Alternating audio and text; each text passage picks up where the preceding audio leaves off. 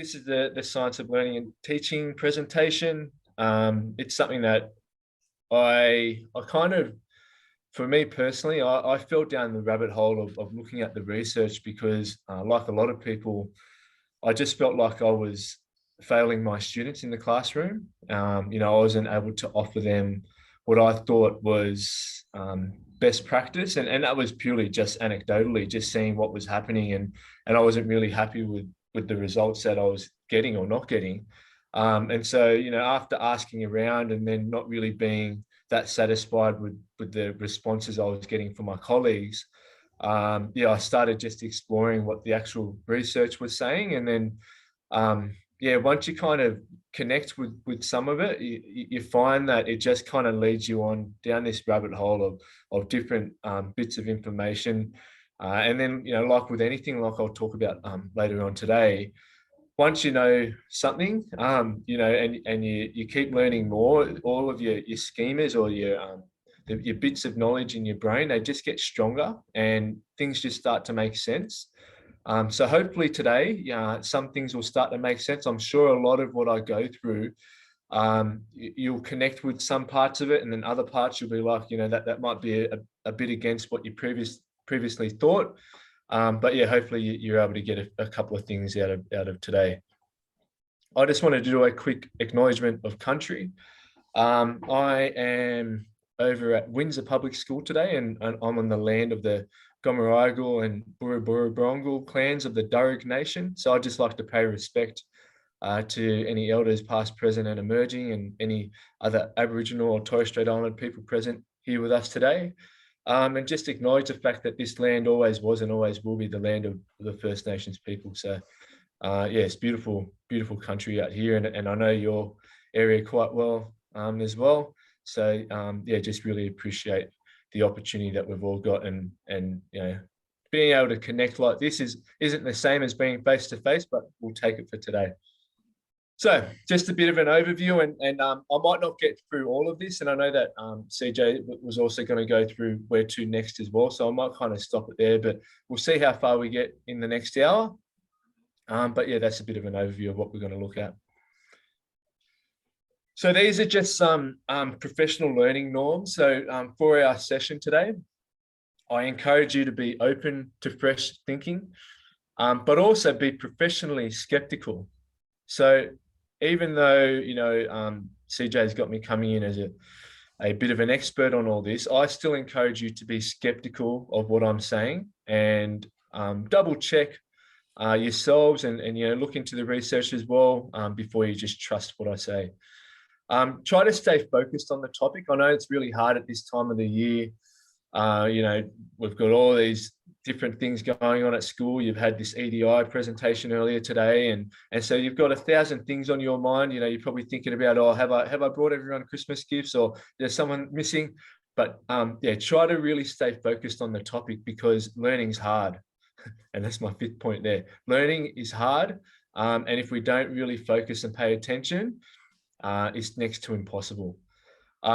On that, I also encourage you to write down notes as we go. That's another way to kind of strengthen your learning, is really being engaged in what I'm talking about.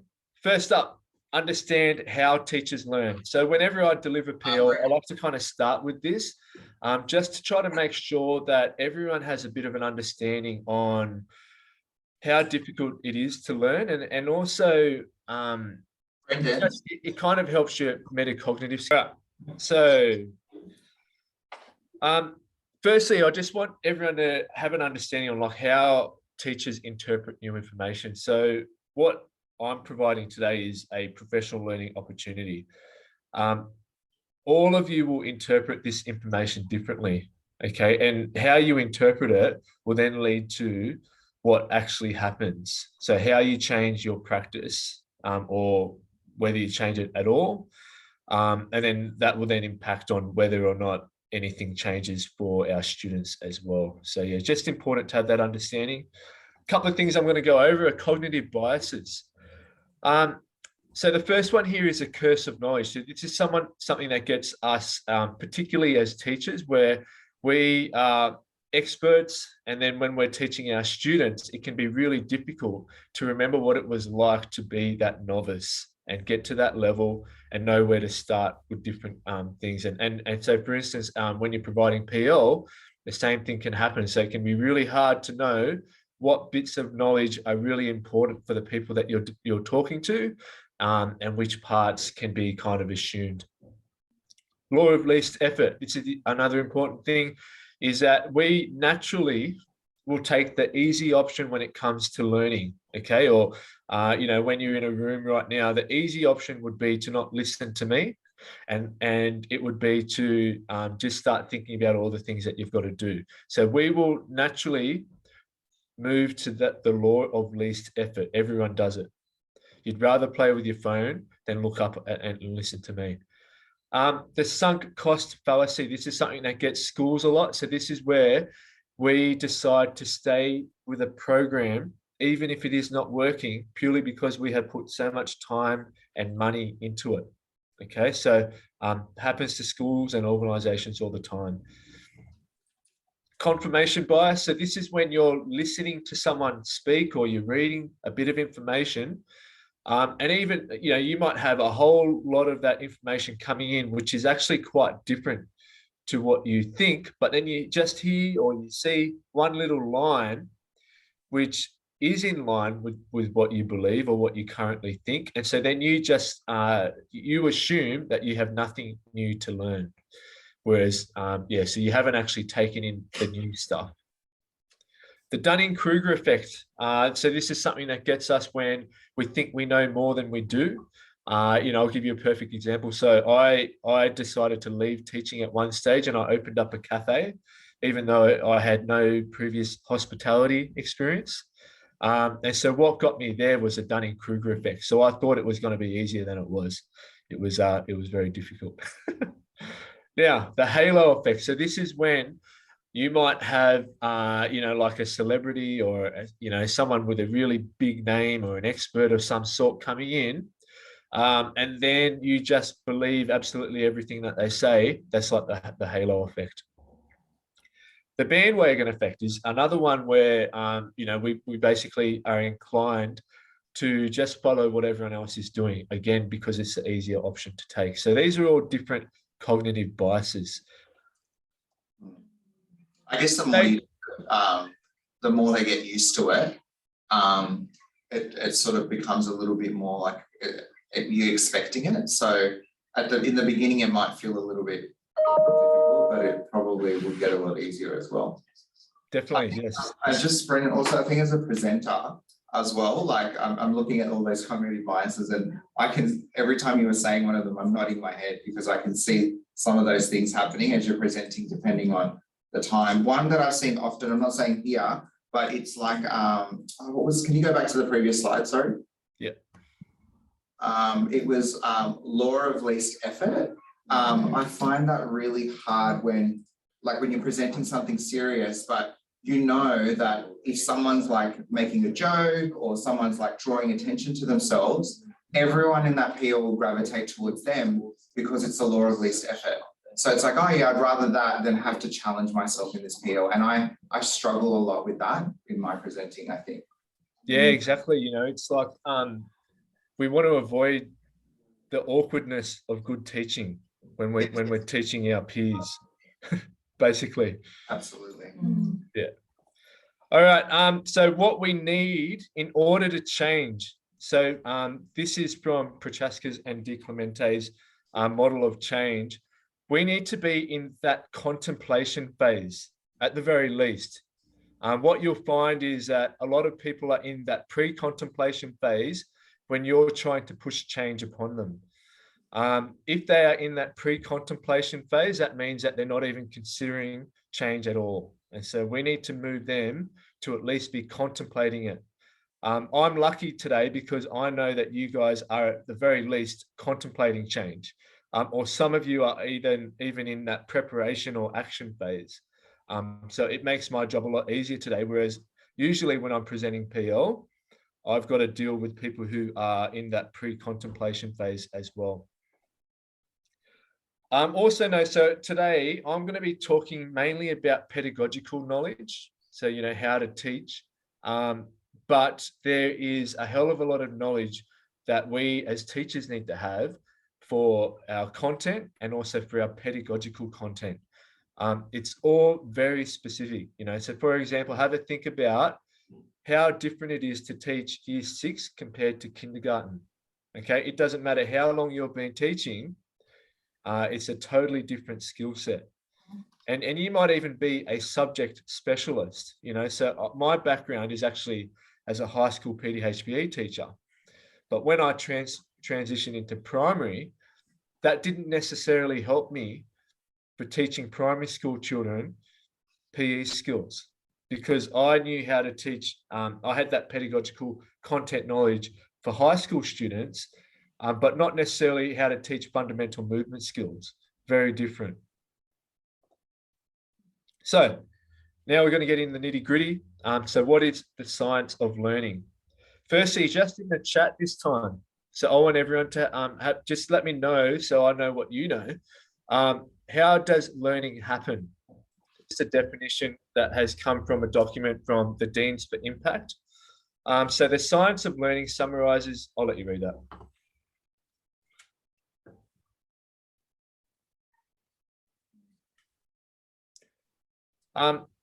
It's not a program, okay? The science of learning is not a program or a set way of doing things, but rather it draws upon the research of how we learn, and it looks at the cognitive science and neuroscience, psychology, educational research, and it's forever evolving.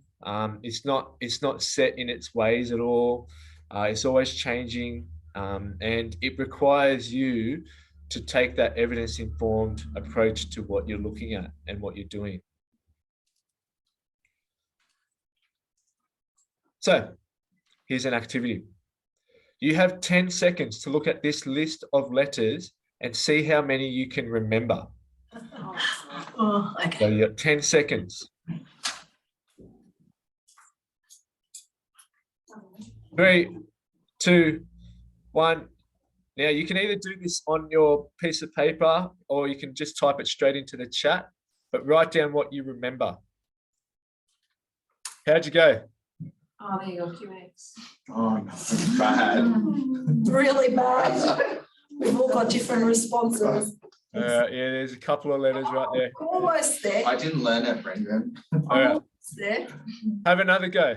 Try the same task with this list of letters. See how many you can remember. Shh. Don't talk. 3, 2, 1, write it down. So what some of you might have noticed is that it's actually the exact same list of letters. Did anyone notice that? No.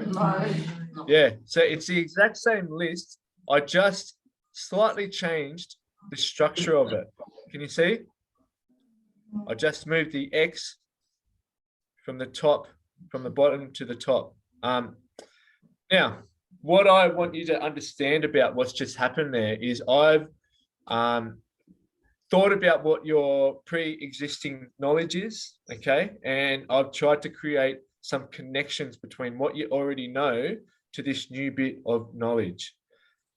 Before, when I didn't do that, when I just gave you this random bunch of letters, not many of you were able to remember many of those combinations at all, okay? And so that is all brand new stuff, but because I didn't help you with any of those connections, you really struggled to maintain a clear memory of what that list was. Whereas this one, we already know a lot of those letter combinations, and so we were able to make those connections to our pre-existing knowledge.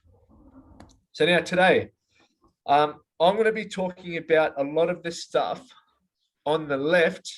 And explaining, I'm not sure if that's your left or your, but the stuff in the rainbow colored part of your screen. I'm going to be talking about a lot of that stuff and then looking at how it links up to the practical side of what we actually do in the classroom. So this is, how the cognitive science links up to Rosenshine's principles of instruction. And so I'm not sure what they spoke about this morning, but there are a number of different models of explicit instruction. So EDI is one of them. There's also Rosenshine, so Barack Rosenshine. He has 17 principles of instruction. A really nice guide. You can get it for free. And I think CJ, did you say you also had it? You bought it as well, the in action one?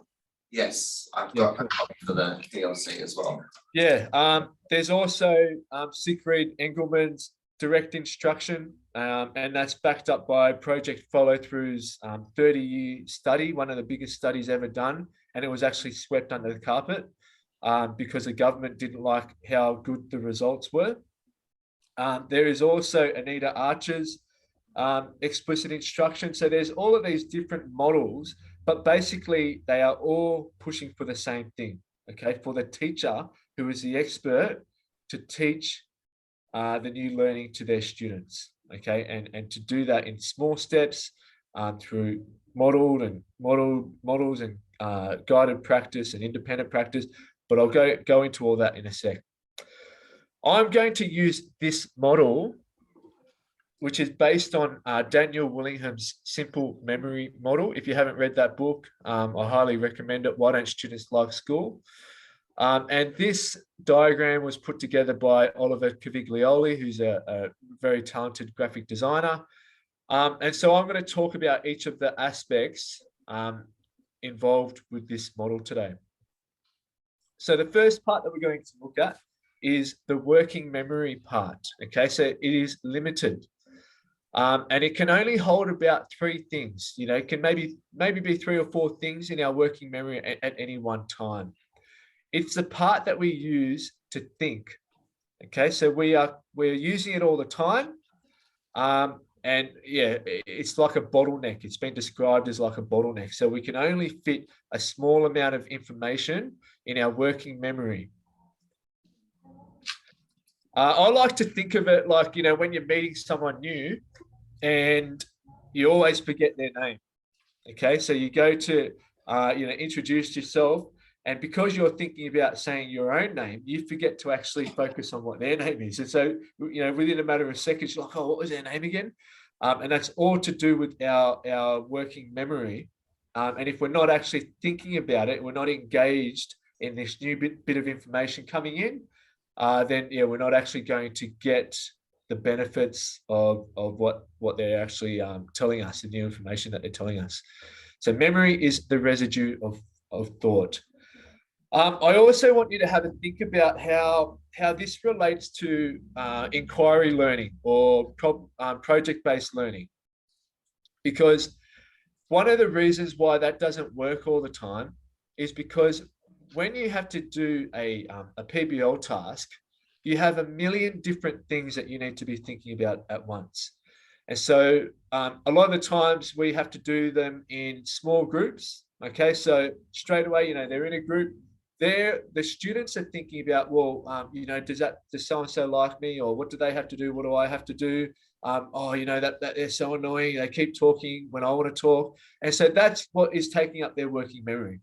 That's what they're thinking straight away. So you'll put them in a group, and our students are thinking about that. They're not actually thinking about what you're trying to explain to them as to what they actually need to do for the task. Then when we actually get into the task, firstly, they can't remember what you said. Secondly, the task usually involves some bit of research. They then need to have all of this knowledge to actually know what they're researching. So they're typing it into to Google. They need to be able to analyze all of those different results that come up onto Google as to which ones would be reliable information for them to look at.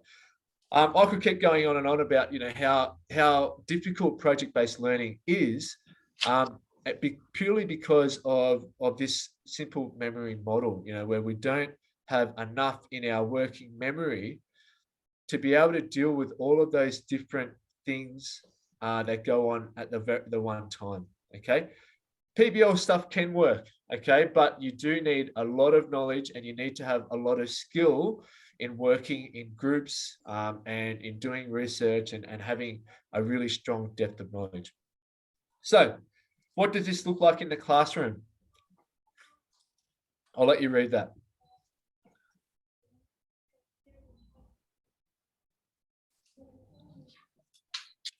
So Anita Archer, she talks about, she has a lot of these archerisms. So one of them is teach the stuff and cut the fluff. So when we're looking at working memory, we want to make sure that we are being really clear with how we explain things, okay? And trying to keep our words to a minimum and the information that we provide to a minimum, unless it is vital for our students to learn. Yeah, the learning intentions, if they don't know where they're going, how are they meant to get there? You know, and I know that, most schools I think are pretty good at, making that a really big point of their teachers' everyday lessons is having those learning intentions there. But one area where we don't always get that part right is putting it in a way that our students actually understand. Right? We might put it into teacher talk, teacher language, but we actually need to make it in some sort of way so that basically students just need to know what the main point of the lesson is. What are we actually trying to get them to learn? Because that just makes it a lot clearer for them as they go through this process, because they're already struggling to make those connections to this new bit of information. So we need to make it really clear as to what we want them to learn. Next thing here is the long-term memory. So this has an unlimited storage space, but we actually forget what we don't use. We need to attach new knowledge to existing schemas. So if we had an unlimited storage space and we remembered absolutely everything, it would actually give us a cognitive overload, because we would have to, every time we try to pull out information, we would have to go through absolutely everything throughout our whole lives that we've ever learned just to get to that bit of information. So we don't actually want access to everything all the time. We just want access to things that are relevant for us when we need it. Schemas are, so basically they're what we call like mental models, where you create these structures, within our brain that connects everything up, and so how things work, what they all mean, that they're our schemas. So we need to attach new knowledge to existing schemas, and that's where teachers come into it. So we need to help our students connect to what is already in their heads. An interesting point here is that just because someone has a keen interest in something, or you create really engaging lessons, that doesn't necessarily lead to new knowledge being learned. So a lot of the times we think that we've got to create these whiz-bang lessons, with fancy materials that we're using, or you might need to get dressed up or create some sort of, those Instagram-worthy lessons, right? But what you'll actually find is that, yeah, they're memorable, but the students are actually remembering the wrong thing.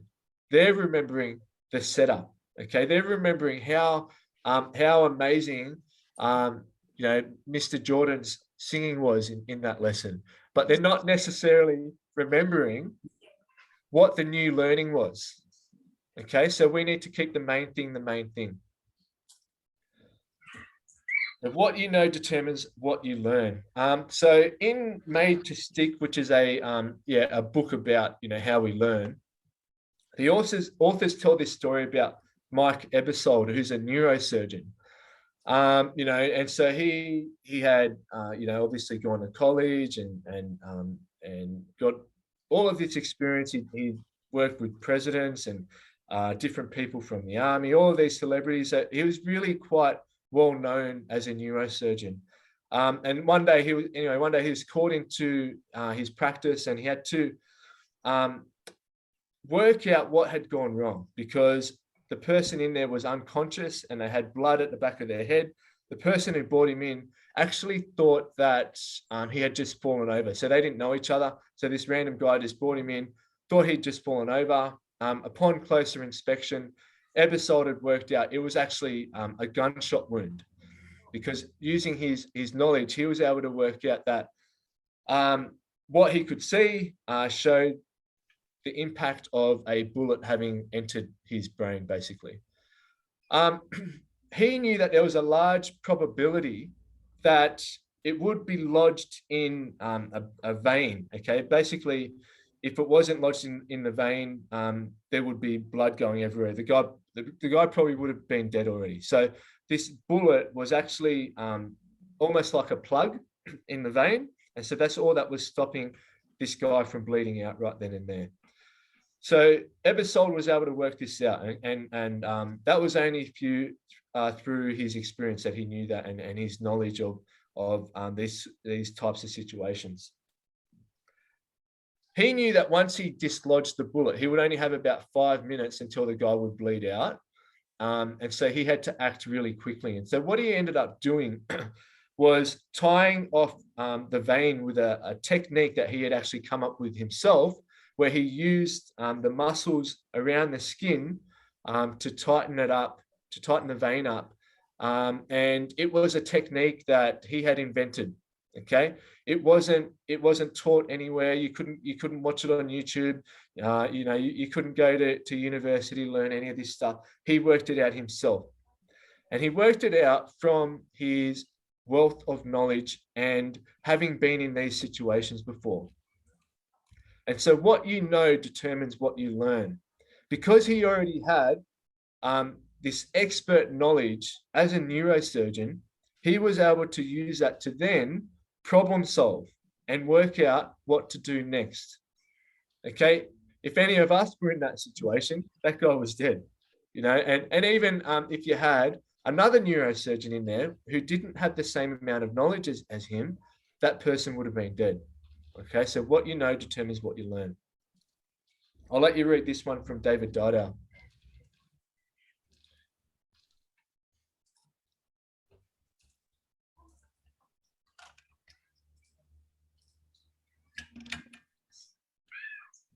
So like a lot of you were talking about before, really important for us to give our students knowledge, not just because they can use it, but it just gives them opportunities in the world. Okay, it gives them a better understanding of what's actually going on around us.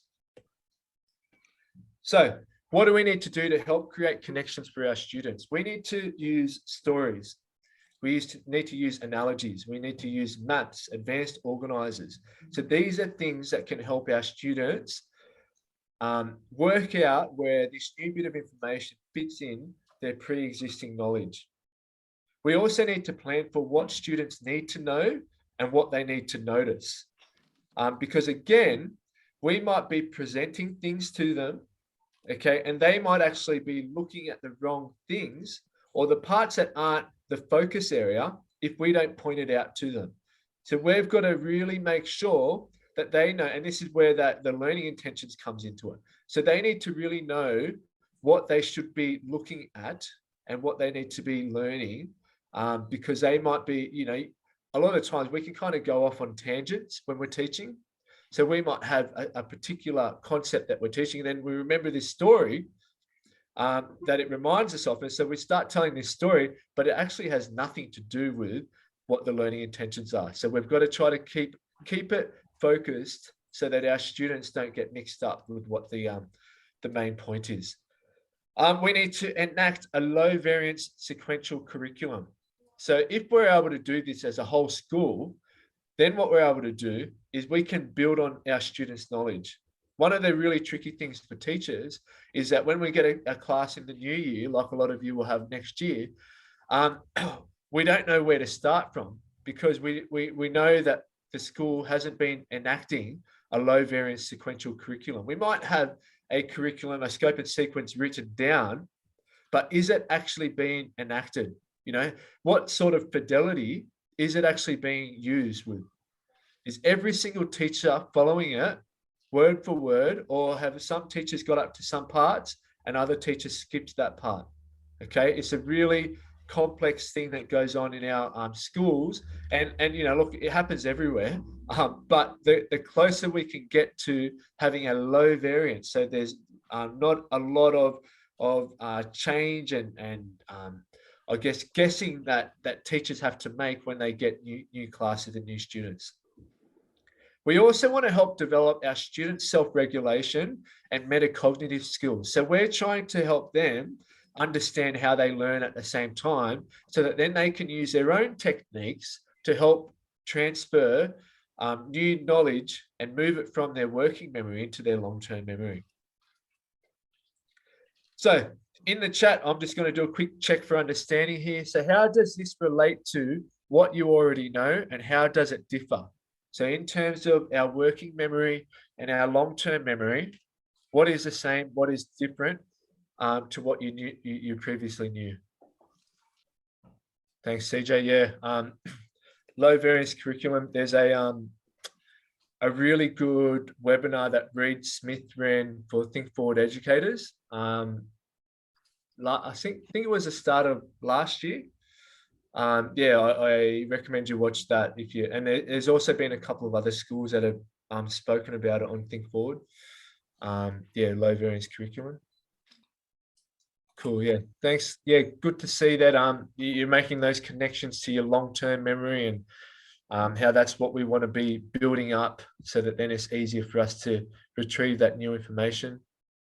Yes, being mindful of thanks, Phil. Yes, being mindful of what information we are teaching our students, and yeah, not overloading them with that information, and just knowing that, because I think one of the things that and this comes back to the curse of knowledge, where we think that we need to give them a whole lot of different things all at once, because we think the first thing that we gave them wasn't enough.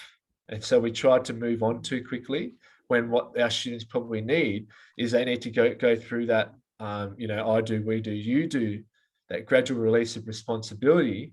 And a lot of the times they need more time in that we do phase, where we're doing it together with them.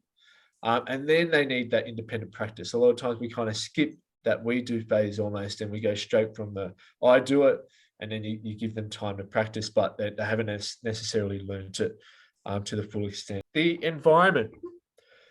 Students need to feel safe and valued. Stable relationships are the foundation for self-regulation, and social norms can override school policies or rules. So now this is now looking at what is happening in the classroom. So you'll notice from the points I've got there that when we're talking about the environment, it is the other students in the room as well. So this comes back to a lot about, the sort of culture that you develop in your classroom and in your schools. Do you have a school or a class that really values learning? And you might say that you do, but how do you actually show that? And how do the students show that? What sort of behavior do they display? If I walked into one of the classrooms at your school, how would I feel? You get a certain feel when you walk into a classroom. You get a certain feel for how much they value learning. Sometimes, it can feel like you're stepping on eggshells.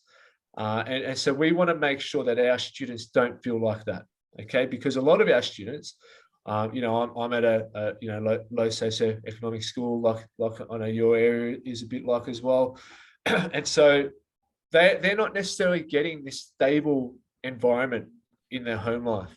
So we need to make sure even more so that we provide that for them at school. But it takes a lot of work to do that, okay? Because you're basically trying to retrain them into how to behave, because if they're allowed to get away with things at home and then you want them to do differently at school, you've got to reteach all of that stuff. The environment also takes into account all the different things that are going on around us. And so it might be the table arrangements. Okay, so if you've got your tables arranged in small groups, or U shapes, or you might have them in rows, you need to think about why you've decided to go with that arrangement. Okay, if you want your students to be doing a lot of collaboration and working together, then yeah, sure, the small tables, the small groups, they can work fine for that. But if we want to be focused on that explicit teaching stuff, okay, where the teacher is the one that is giving the new information, we need to help our students attend to us, okay, or attend to the board, okay? And the easiest way to do that is have them facing the board directly. We also need to think about what else we put around the room, like I know that primary school teachers, we love to have these pretty rooms with all these different displays up and everything, but sometimes it can actually be a bit overwhelming for our students. And so we just need to reevaluate, like what is essential to put up, and sometimes the things that you have put up are essential, so whether it is part of something that you're constantly referring to as a model, or it might even just be part of how you are celebrating student achievement. But I just encourage you to be really purposeful with how you arrange that classroom, so that you can help our students focus on the stuff that matters. So this is a quote from Daniel Willingham from the book I recommended before, Why Don't Students Like School?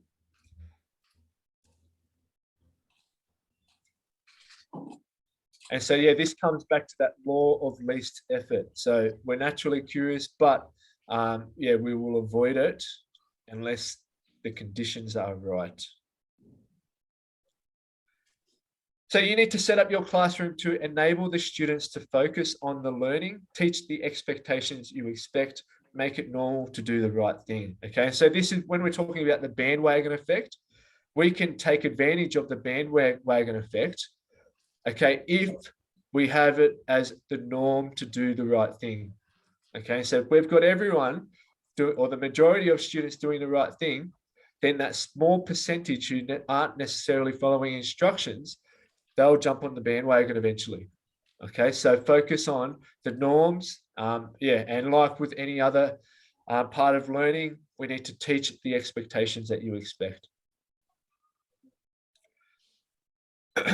So attention links up a lot to what I was just talking about then with environment.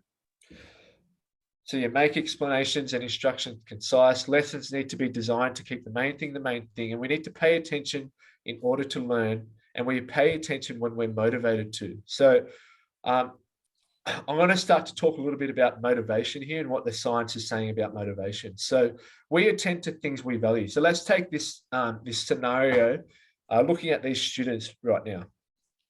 So they could be working on the task, right? If that's what they're motivated to do. Those two boys there, they might also be motivated to impress the girl in the middle. And so they might be trying to figure out, what can I do that's going to impress this girl? That's what's motivating them. And so we need to be mindful of what is going on, okay, in our students' heads to help them pay, or what can we do to help them pay attention based on what they're motivated to do. Okay, so if this girl is really focused on her learning, okay, and the boy is to impress her, they're now going to be focused on their learning, then that's a great decision from the teacher to put them as a group. Okay, but if they're not necessarily going to be focused on the learning and they're going to be focused on, the social aspect of being in this group, then it's probably not as wise a decision from the teacher to put them together. Now, what we know about attention is that we will pay attention when we're motivated to. Okay, we're motivated by things that we have been successful at. So success breeds success. In order for that to happen, we need to make sure that when we present new learning to our students, it is at a level which they can be successful at. Okay, one of the reasons why our students can develop that negative self-efficacy is because they are unsuccessful at something. Okay, so that's when they don't believe that they can do it. This can happen a lot in things like mathematics. Is a great example where they start to believe that they just can't do maths. You get to that stage 2 sort of area where they went okay at it from K to 2, and then when we start to really get them to think about things in stage 2, they really struggle with that jump in the expectations, and because they felt like they weren't successful in the past, they now start to switch off. So norms and routines allow students to use their working memory on what they are learning not what to do.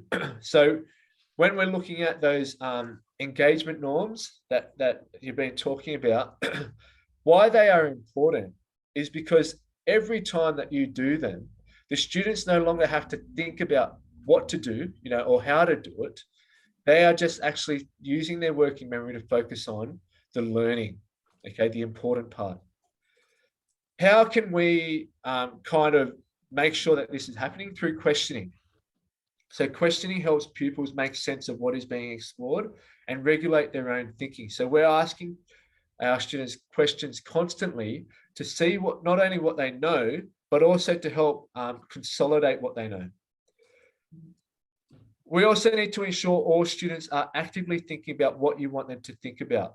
So again, when we're doing our questioning, we want to try to have questions that will engage their thinking, or all of our students' thinking, not just one or two. And so that's where that norm of cold calling comes into it. And so by all of our, like before, when I was doing the cold calling on you guys, some of you might have been getting a bit anxious and thinking, oh, is he gonna pick on me? Or, hope I'd like to share what I know, or how can I make sure that I have that opportunity? Cold calling puts everyone on notice. Okay, they've all got to be ready. And we want our students to be thinking as often as possible. So learning, we learn by gradually elaborating on what we know, and then mental models, like I spoke about before, what we know and how that knowledge is organized to guide our action. So the learning is when we move things from our working memory into our long-term memory. Another thing to know is that a novice is not a little expert. So, in the past, we've kind of had this belief, that we want our students to think like scientists or to think like mathematicians. But the whole thing is that can't really happen, because scientists and mathematicians and, writers, they have this wealth of knowledge that they draw upon when they are doing their things. It's not just pulling out from their bag of tricks what they're going to do, but they actually have to draw upon all of their knowledge, which our students simply cannot develop, not in the short term. And so, there's been studies done on adults, okay, who are studying. So I've got this this image up here because there was a study done on physics students, and so now we're talking about adults, and they put all of these different scenarios in front of them for first year out students up against PhD candidates, so more closer to experts, and got them to do the same sorts of tasks. And what they found was, isn't much of a surprise, but the experts were able to do them a lot more effectively and efficiently than the novices. And so when we're looking at novices, it's not just a matter of them learning what experts do, because when you're a novice, you actually see the world differently. You see things differently because you don't have these schemas to connect to. You don't have these mental models of how things work. When you're looking at, say, something like sport, someone that is able to do something, or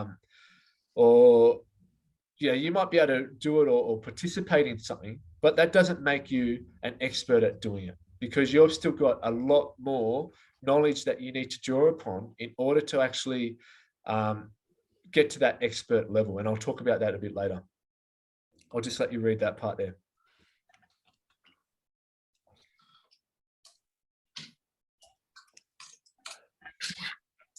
So yeah, Graham Nuthall, he was a New Zealand researcher. He died a few years ago now, but he done this massive experiment where he actually just went into classrooms and just observed what the students were doing. And one of the things that he noticed was that it takes at least 3 encounters with a concept to actually learn it properly. And so traditionally what we do as teachers, we teach it once and then we move on. Okay. But what Graham Nuthall is telling us is that we need to actually go over it at least 3 times. For hard to learn concepts, we need to provide highly guided and scaffolded lessons. So that can include things like examples and non-examples. We've got, our worked examples as well.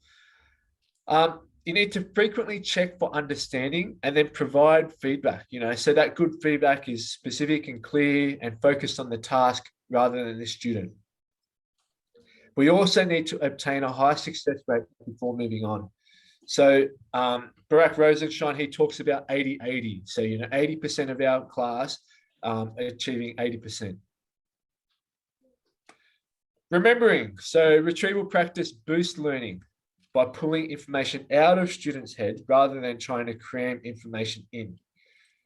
Interleaving is when you mix up similar themed topics, and this forces students to think about the similarities and differences to think. So these are two things that really help us with our remembering.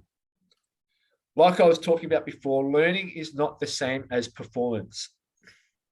Learning is not the same as performance. So you might have, put your hand up if you've got a little, kids, if your parents, you've had little kids.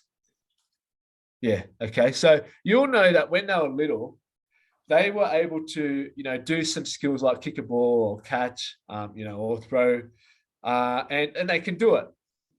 But that doesn't make them a soccer player, or it doesn't make them a baseballer or a cricket player. They can do it, but they're not actually learning anything.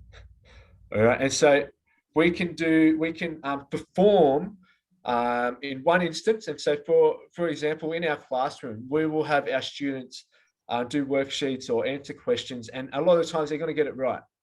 Okay. But that is just them performing then and there. It doesn't necessarily mean that they have learnt it. It doesn't mean that it's gone into their long-term memory and they're going to be able to retrieve it at another date, or they're going to be able to use that knowledge and transfer it into another situation. So how do we help this? How do we help the remembering? By doing things like daily reviews. So one of the things that the direct instruction model, so Engelman, what he found was that only a really small percentage of his lessons are going through new learning. So he actually went through reviewing material for 85% of his lessons. Okay, and there are a lot of programs that we have access to now that follow that same sort of method, that direct instruction method. Some of you might have heard of things like spelling mastery. So that follows Engelman's direct instruction method, where you've got that script. And so one of the things he found was, that retrieval practice is a massive thing that we've got to do as teachers. One of the things that when I've spoken to some schools that have really improved their results, they've told me basically the first thing they've done was incorporate daily reviews.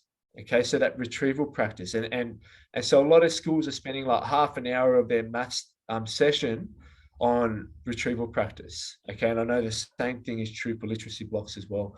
That can be things like low stakes quizzes and flashcards. Interleave topics during practice. So rather than just doing blocked practice, so you might teach a new concept, so they might be learning about multiplication. Rather than just getting them to do a whole bunch of multiplication questions, throw in some division questions in there as well. So that's interleaving, getting them to see the similarities and differences. Teach students effective study techniques. So these are different techniques that they can actually use to help themselves. So, forgotten. The forgetting phase forces students to relearn things, which actually strengthens their memory. So this is actually something that we want to happen. We want them to forget things. If we just kept going over it and over it every single day, they're not actually going to get an opportunity to forget it. But we want to forget it because when they relearn it, it actually strengthens those schemas. Now, practice makes permanent. So going back to that soccer example, when you work on a particular skill for a long period of time, that's when you really get to that expert level. So you might have heard of that 1,000 hour rule before. That's not necessarily, you don't necessarily need 1,000 hours, but what it's trying to get at is the fact that we do need that deliberate practice in order to really become effective and efficient at skills. So when we're trying to develop that fluency and automaticity in reading, you know, and in those number skills, we need to give our students time to do it. Okay, practice makes permanent. Not so much practice makes perfect, but we want it permanent in that long-term memory. So this is the forgetting curve. So Herman Ebbinghaus, he actually done this this study on himself where he created a whole bunch of fake words and tried to remember them over a number of days. And he done this test where he's checked to see how much he would remember, you know, after 1 hour, after 1 day, after 6 days. Okay, so this is what they found. So we can prevent that from happening when we actually do our retrieval practice. So if we review something after 1 day, after 3 days, after 6 days, we can get it actually back up to that 100% memory retention rate, which is really important. That's where we want them to get to. And then in the classroom, so we need to plan for this by planning in spaced practice. So this is where we look at things that they have learned in the past and actually purposely get them to review it again in our lessons. So, you know, coming back to say you've got your phonics sequence, in your daily review, you might go back and look at what phonemes they were looking at in week 1, week 5, and week 10. Okay, so you're going back a number of different weeks and pulling them all back out, and that's what we would call spaced practice. And you can actually deliberately create a separate sequence, a separate scope and sequence just for this retrieval practice stuff. We also want to dedicate a large chunk of our time towards reviewing previously learnt material. And I know that a lot of teachers say, yeah, but we don't have time for this. Okay, but I guess the question for you is, do you want to just teach things, or do you actually want our students to learn it? Okay, if we want our students to learn things, then we have to go over them again and again, because what you know, all of this is telling us is that if we don't go over it, they're going to forget it. Okay, if we don't give those opportunities to our students to review things that they've learned in the past, then we may as well not have taught it in the first place.